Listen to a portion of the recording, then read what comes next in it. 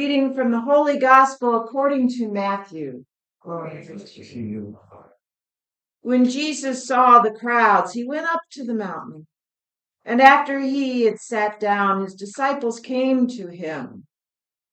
He began to teach.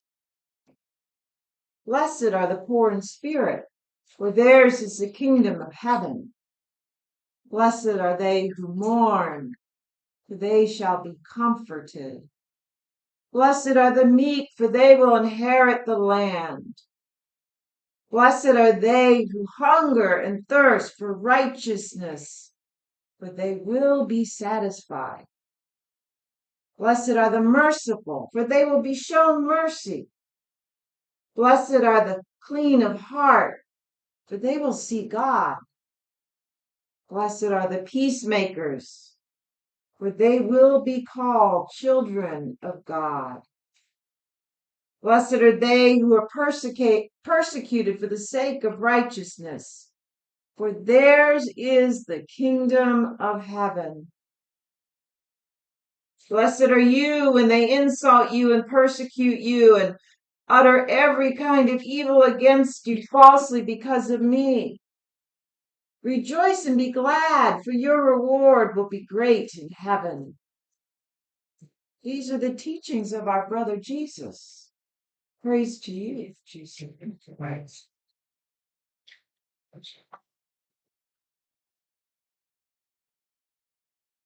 Good morning. Good morning. Those of us who grew up in the Catholic Church as children are likely to have first learned about the Beatitudes, the core of Jesus' teaching with the Lord's Prayer in religious education classes. But the version I was taught as a child from a faraway country was slightly different from the readings in English that we just heard. In French, those who experience the Beatitudes are not said to be blessed, but to be happy, bienheureux. The meek are called the soft or gentle, and righteousness is simply referred to as justice. A more accessible term, certainly for children. Yes. This difference led me to wonder what the words attributed to Jesus were in his own language, Aramaic, and whether the original text could provide us with another or even better way of understanding the Beatitudes. Some scholars of Aramaic have remarked that Greek, the original language of the New Testament in the Western Church, is dualistic, opposing, for example, heaven and earth as two distinct realities. Aramaic has no word for heaven as a place outside of earth. It's so instead heaven and earth are part of a whole forming the cosmos or universe. This non-dual nature of the Aramaic worldview would explain Jesus' constant insistence on spiritual oneness, as in the Father and I are one.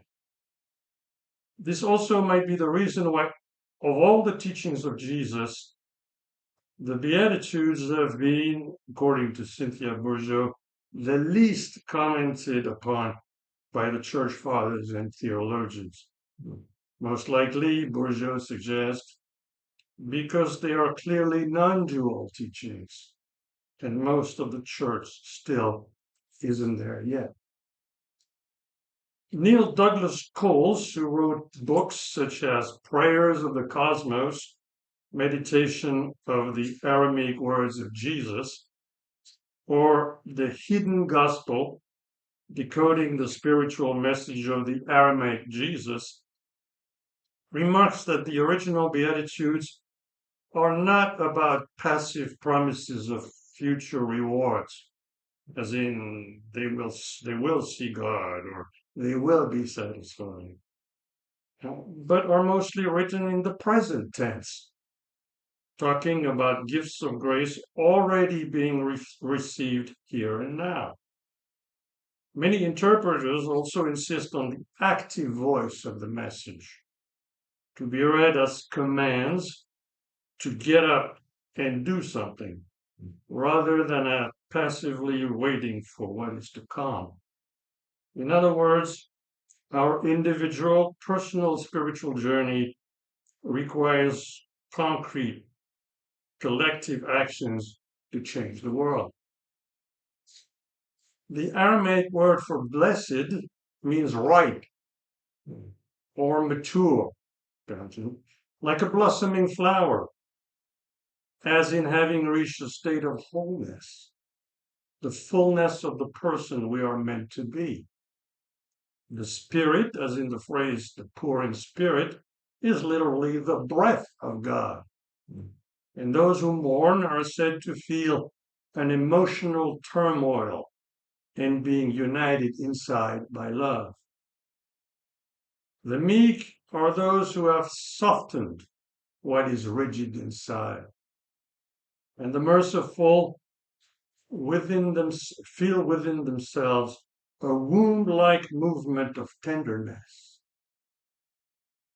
Shlama, the word for peace, is more than an absence of conflict. It also implies completeness, maturity.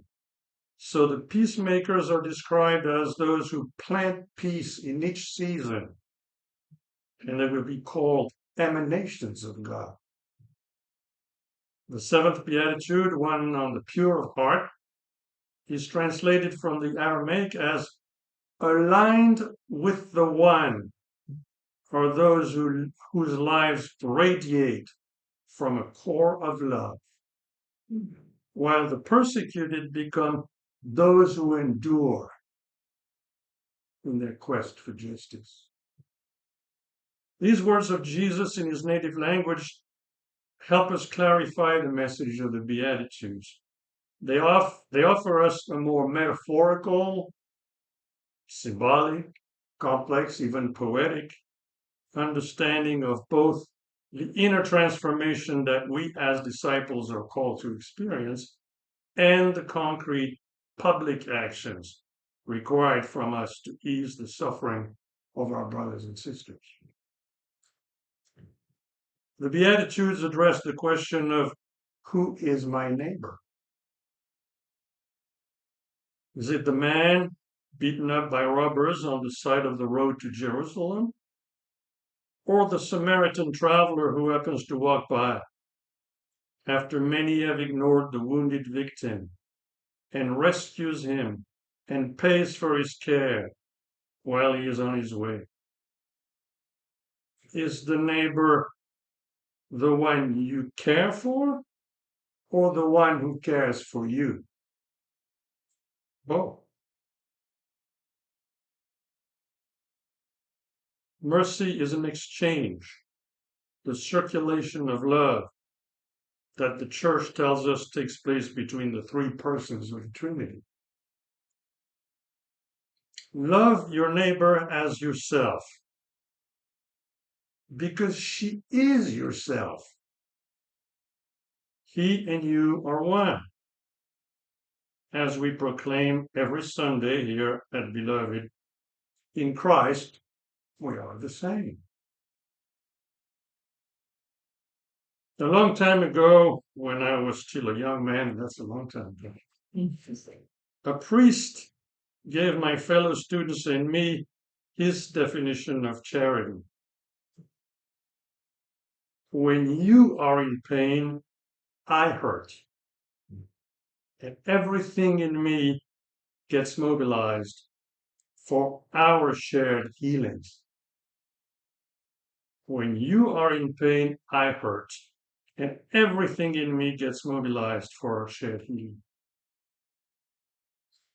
The people in Minneapolis, like those of Los Angeles, Chicago, Portland, and elsewhere, have clearly also been called to endure violence for weeks. And what we have been witnessing there are the Beatitudes in act. not just in word, not just as future promises, not as expectation born of hope, but as a heart-rending reality, as the truth of the gospel fully displayed before our very eyes. Tens of thousands of people braving sub-zero temperatures day after day to show compassion to their immigrant neighbors, whether they know them personally or not,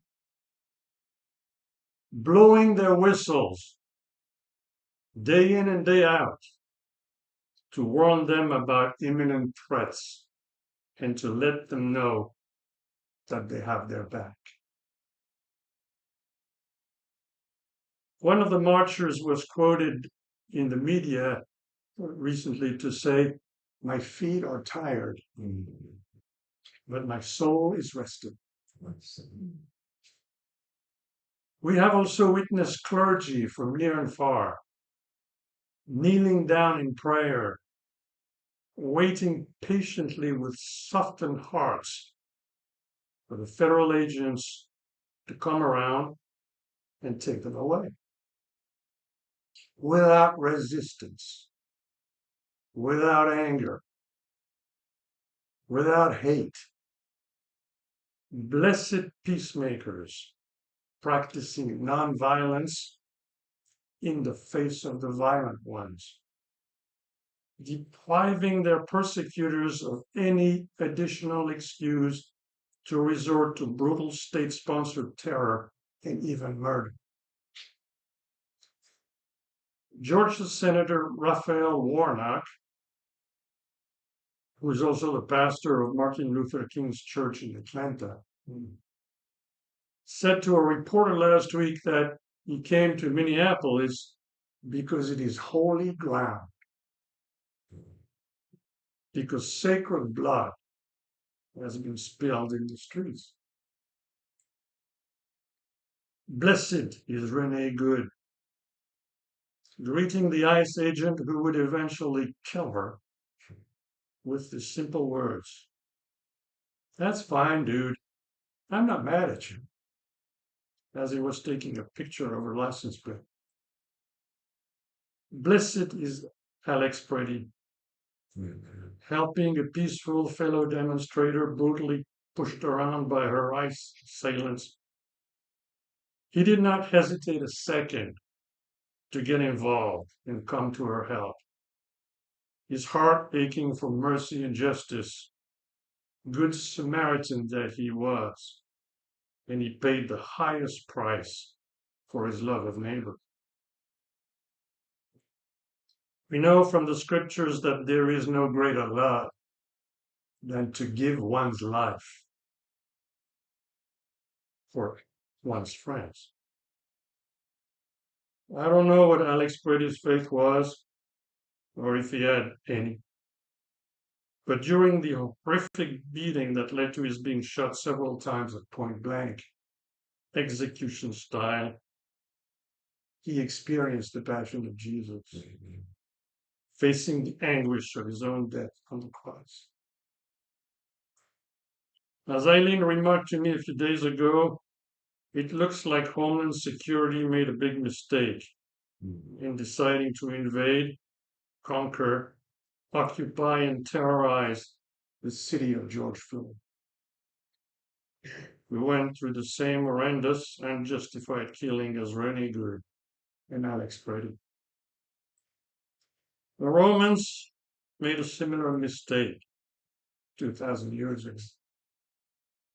They could not foresee that after 2 brutal wars against the Jews and the destruction of the temple in Jerusalem, the teachings of Jesus would soon spread across the ancient world, challenging Roman power and eventually taking root at the heart of the empire. For the past 5.5 years, the many people in Minneapolis who mourn the death of George Floyd have worked hard in order to advance social and economic justice, to lessen racial tensions, and to improve the relations between the police and the community. In many ways, they were prepared to challenge another round of brutality. Nobody knows, we never know anything, what will happen to the Trump administration's deportation policies in the weeks to come. But what we are seeing so far in the Twin Cities is the building of the kingdom, here and now. May God help us live the Beatitudes and accept the challenges of discipleship. May our feet be tired, but our souls at peace. Amen.